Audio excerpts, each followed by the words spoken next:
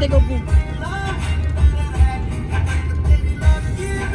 तो सभी को जय श्री श्याम। हम आ चुके हैं आज चुलकाना धाम। हमारे ऑलमोस्ट सभी ट्रिप फुल फैमिली के साथ ही रहते हैं। तो चुलकाना पड़ता है समाल का पानीपत हरियाणा में। तो यहाँ बाय ट्रेन बाय रोड दोनों से आया जा सकता है। हम बाय रोड आए हैं। अगर कोई बाय ट्रेन से आना चाहे तो नियरेस्ट रेलवे स्टेशन होगा समाल का। तो प्रसाद और ध्वज लेके हम चलते हैं मंदिर में। जब तक हम मंदिर में पहुँचते हैं मैं आपको यहाँ की हिस्ट्री बता देता हूँ कि यहाँ क्या हुआ था, ये किस लिए फेमस है। तो आज का जो युग है वो है कलयुग, और इससे पहले जो युग था वो था त्रेता युग। तो त्रेता युग में ही आपस में भाई भाई की लड़ाई हो गई थी और महाभारत हो गई थी। तो सृष्टि को संभालने की जिम्मेदारी है विष्णु भगवान की, और विष्णु भगवान के 8वें अवतार थे श्री कृष्ण भगवान जी जो त्रेता युग में थे। तो हम इतना डीप में ना जाकर डायरेक्ट आते हैं चुलकाना धाम पर, जो किस लिए फेमस है। बाबा बर्बरीक जी ने श्री कृष्ण भगवान जी के कहने पर अपना आशीष दान दे दिया था। तो ये क्यों दिया था और कब दिया था? जब तक हम मंदिर पहुंचे मैं आपको जल्दी जल्दी से बता देता हूँ। तो बात है महाभारत की। बर्बरीक जी जो महाबली भीम के पुत्र थे, उनको भगवान महादेव से 3 बाणों की प्राप्ति थी, और उन्होंने अपनी माता को वचन दे रखा था कि वो हमेशा हारे का सहारा बनेंगे। और महाभारत हो रही थी सत्य और असत्य के बीच, कौरवों और पांडवों के बीच। तो असत्य हार रहा था, तो बाबा बर्बरीक जी असत्य की तरफ जा रहे थे, और श्री कृष्ण भगवान जी को ये कदाचित ही मंजूर नहीं था। अब बात रहती है पीपल के पेड़ की।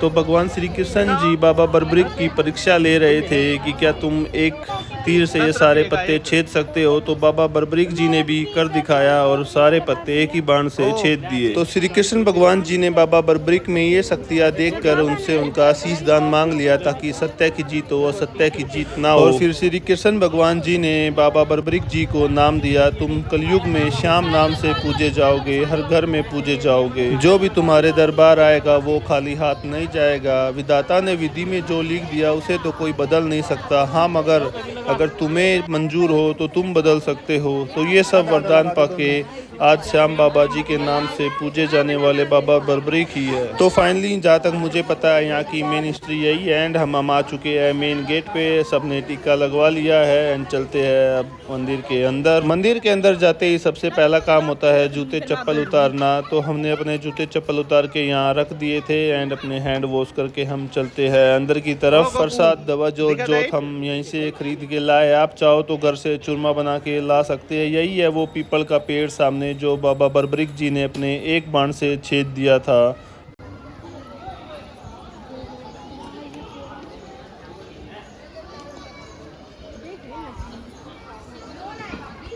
यो है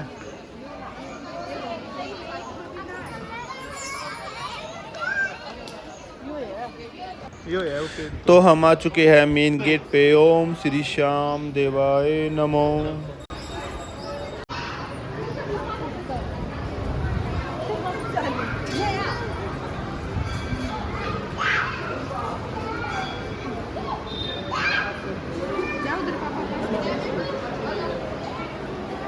हाँ? मैं बोल लूंगी, बोल तू भी बोल जल्दी बोल, जय बोल। ऐसे डायरेक्ट ऐसे बोल, ऐसे बोल।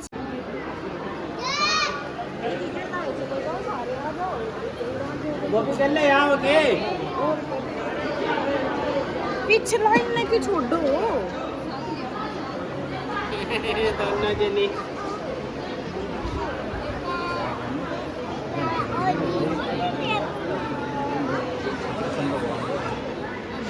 ले बाबा, ले बाबा।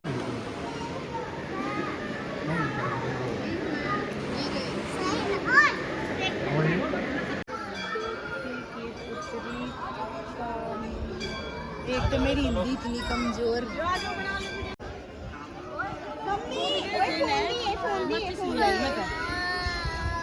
क्या हुआ? ये नहीं पकड़ना बेटू। पापा देंगे इधर आ जाओ।